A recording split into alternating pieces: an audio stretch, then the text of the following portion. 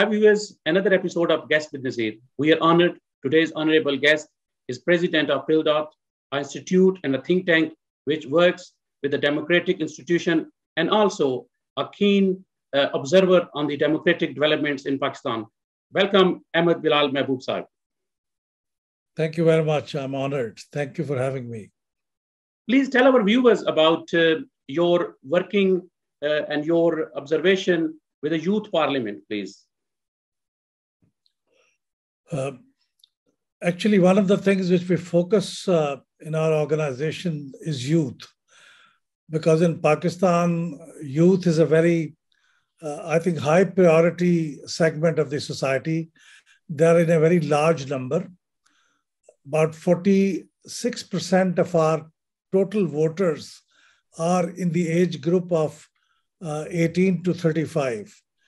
Almost 29% are in the age group of 18 to 29. So this means they are the largest segment of the population of the voters as well. But unfortunately, young voters do not come out to vote.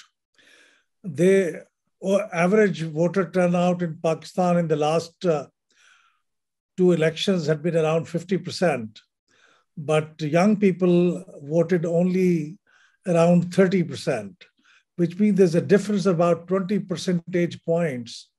Young people do not come out to vote.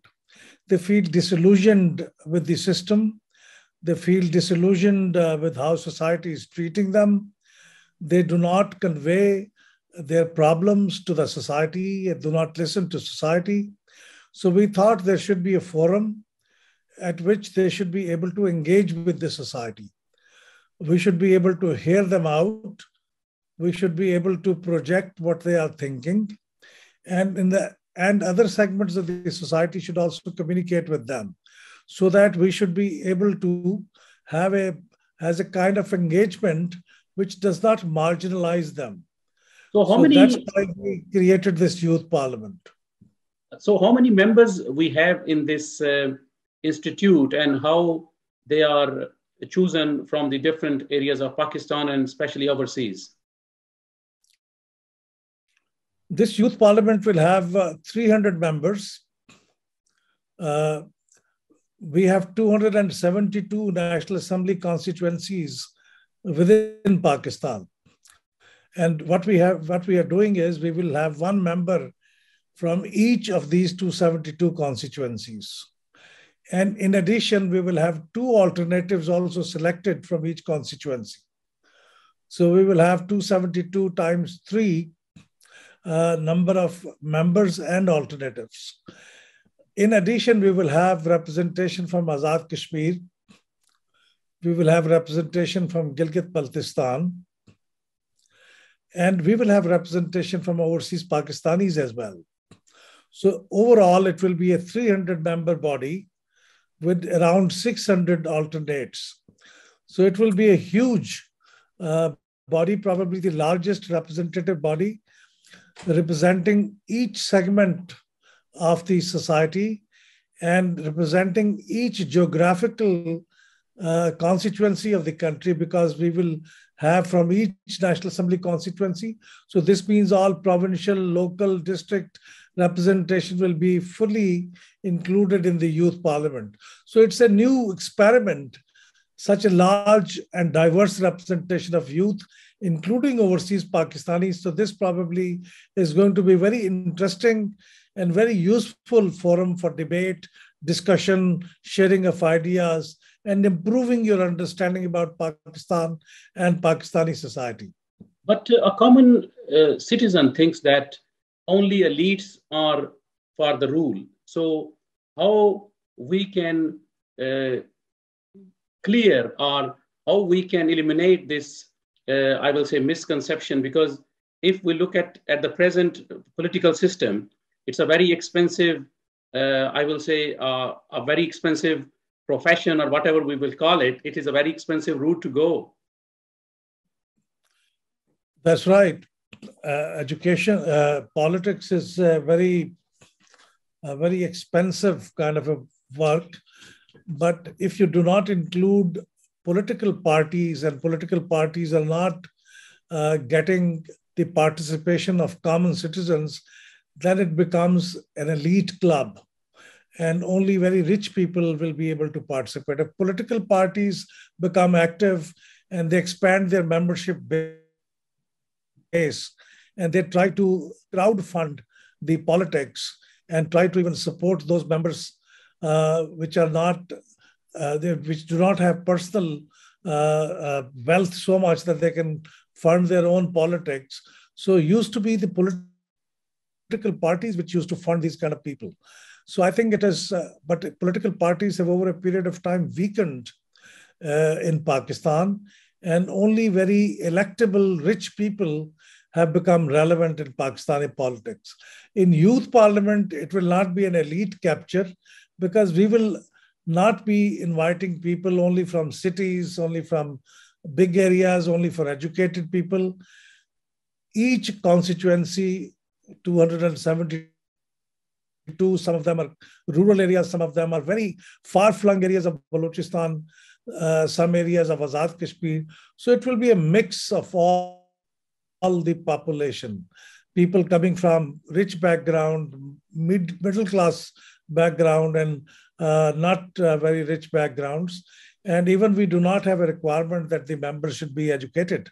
Any person who can read and write Urdu or can read and understand English, if not Urdu, they are welcome. So there is no bar on them based on their elitism. So what is the procedure for, let's say, the people who are watching program from overseas, Pakistan or overseas Pakistanis? So what is your message for them if their children or their members of family wants to come forward and want to join this youth parliament? It's very simple. They can do it online. We have a website of Youth Parliament, PK. And if you go to that website, you will see a step-by-step guide. You will click on that. There will be a form and you will fill that form and click the button submit and it will come to us. And as soon as it comes to us, you will get a receipt from us that your application has been received. Now we have this membership open till 17th of December. So there are still about 13 days to go. And till 17th of December, whatever applications we will receive, we will then start the process of their scrutiny. And if people fall within the age group of 18 to 29, only they are eligible. If you are not within that age, your application process will not go forward. So when you are filling the form, you will be able to do that only if you fall in that age bracket. So once you fill that information, we will start scrutinizing after 17th December and will send you information that you have been selected as member or your membership has not been successful, application has not been successful. We hope most of the people who apply will be successful. And after that, we will start our activities online from February 2022. So application process, very simple. You have to go to just our website and send the application through online process. You don't have to deal with paperwork. Only you have to give proof that you are a Pakistani national, you are a person of Pakistani origin, or you are a national, you are an overseas Pakistani resident outside Pakistani. So this is a very simple requirement. Recent developments, especially about the democratic process, voting rights for the overseas Pakistanis. So how you see this development and what are the benefits? I think the law has been passed. And this is the first time in the history of the country that now we have a proper legislation approved by the parliament, which gives this facility, which asks the Election Commission to enable all overseas Pakistanis who are otherwise eligible to vote to cast their vote from the places of their residence. So still the procedure has to be finalized, that what will be the process, but law has been made and Election Commission has been mandated to create a system through which overseas Pakistanis do not have to travel to Pakistan to cast their vote, and they can cast their vote sitting in the countries of their residence. So it is very important. Many overseas Pakistanis had been demanding that, had been raising this demand, but unfortunately it was not possible until now. But I hope that we will be able to find a solution either through internet voting, if it becomes very secure, or through any other means which Election Commission will find. We have a couple of years before we go to the next general election, and we hope that some satisfactory solution will be found. But one thing is very clear, being, I will say, a student of history and political science, I have a question for you, that if somebody is eligible to cast their vote in an electoral college, so technically they are eligible to become a member of that institute. So why there is a bar on overseas Pakistanis to become member of Senate or member of National Assembly? Bar is only on those people who have dual nationality. Otherwise, there is no bar. I mean, any Pakistani who's a registered voter, if you're a registered voter and you are not a dual national, you can contest election. If you want to contest election with dual nationality, you will probably have to renounce the other nationality. This is the position as of now. But there is some proposal that that should allow people even with dual nationality to contest election, and they will renounce their other nationality only after they win the election. But they will be able to contest election, but it's only a proposal. It is not yet has become a law, but PTI has proposed this as a kind of proposal which may be approved before the next election. So there was another subject which was also in the media, and now it is also become law that the government has passed a bill that they want to use the electronic voting machines. So this development is an interesting development, but when I have seen all this process, that the only thing is the process is same, as well as the going to the voting officer or returning officers, showing your ID and getting your ballot paper. So the only use is the machine. But if we'll see the history of elections in Pakistan, so most probably in most of the elections, the problem was the involvement of the other institutions in the election process, and also the lack of training and transparency. So do you think that the using voting machine will also clarify all these doubts from the process, or still the doubts will remain there? There have been a lot of debate before this law was passed. Debate is still continuing, unfortunately. Usually when you pass a law, debate comes to an end and you move forward. But in Pakistan, there is a very clear and very sharp divide on the question. I personally believe that the kind of problems which we have about the integrity and fairness of election, I don't think those can be solved through electronic voting machine. And the opposition party, which is almost, which received almost 50% of the vote when the law was approved, they are against. They think this will be a tool for the rigging of elections. So if this kind of mistrust is there, then you cannot imagine that this will remove all the doubts in the coming election, and probably the doubts will remain. We probably need to do some other things to create trust in the electoral system. So how I have observed, because I've seen one of the video of the Election Commission's website, that if somebody is posting their ballot, the ballot's record will remain in the machine, and also another printout will go there. So it means there are two systems parallel going. But I think so my question is from you, that as a student of political science, what is fault with the present system? If you show your ID, you get your ballot paper, and you cast your ballot paper, because the proof and evidence is there, because when you take off the counter from the ballot paper, so it means the record is there. Because if, let's say, a ballot paper has been issued to a person A, so his counterpart ballot paper is still with the presiding officer or returning officer, whoever the responsible authority is. So if they want to check, or if there is any challenge, so this system is almost same. So how come this machine can guarantee that? I think that this is the question everybody should ask. Even now, the second thing is, being a poor nation, how they will afford 25 billion rupees, where we can see that in hospital, people are struggling to get paracetamol. You're right. I personally feel that EVMs do not solve any of our problems associated with elections. So I think it's a gross misunderstanding that investing so much money, and it's not 25 billion rupees, it is much more than that. I think when you keep all the expenses, the final tally will be around 100 billion rupees.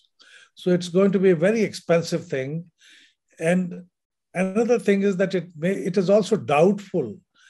Timeline is so tight that it's doubtful that EVMs will be deployed before the next election in 2023, because it takes a lot of time to do the necessary preparatory work, to create the infrastructure, to create the storage spaces, to place the order and then get it manufactured, and then train your people how to use them.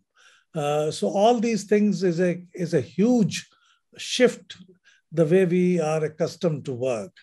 And why we are doing that and why we are spending so much money, the corresponding benefit is not there. So I think the cost-benefit ratio of having an electronic voting machine is not very favorable. We know that only about 8 or 9 countries in the world, they use electronic voting machine. There are about 175, 180 countries around the world which claim to be democracy, and they hold elections. So only 8 or 9 of them hold elections through electronic voting machine. And there are 9 countries, some of them very developed societies, they have adopted electronic voting machine and then they withdrew from that. They have dropped that idea because they thought it is neither transparent nor it promotes proper participation. So those societies like Germany, France, they have withdrawn after having adopted electronic voting machine. So even it is still UK, because we are following the parliamentary democracy. Even in the UK, still people get vote manually, and they post their, mostly people send their ballots back to the city councils or the election office in the post. Yeah, ballot paper remains the gold standard of voting around the world. I think it is a standard practice, and they think this is probably the best system to use ballot paper for voting. Electronic voting machines are being used, but in a very limited sense. And in a society like Pakistan, there are a lot of mistrust in electronic voting machine. Already opposition has said it's evil and vicious machine, EVM.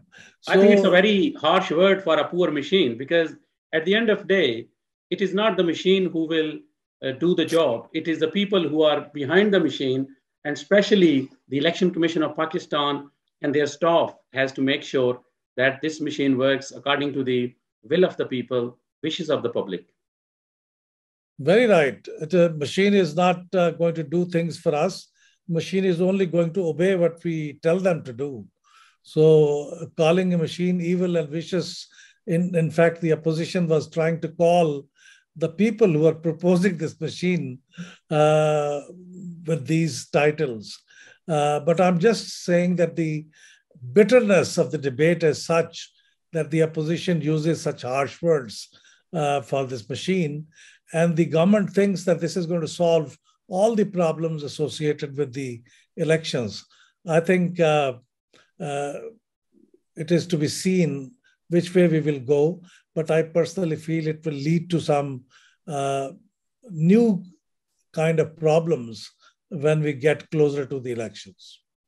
But because your institute is a very close observer and being a think tank, so what suggestion you have suggested over the years to the government of Pakistan, and there are other institutions as well there, who have observed the few elections, especially in recent elections. I will only mention two recent elections, 2013 and then subsequently 2018. I think these two elections, if we will take the Supreme Court's judgment and also the recent observation by the Honorable Judiciary, especially about the Deska election. So now the agencies, especially the police force, has to look after not only the machines, but also the returning officers and security as well.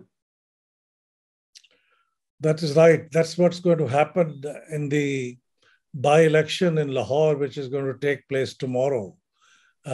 Each presiding officer has been given an application on their phone through which, right from the time they receive the electoral material up to the time they will submit the result to the returning officer, their location, their movement, everything will be monitored through that application.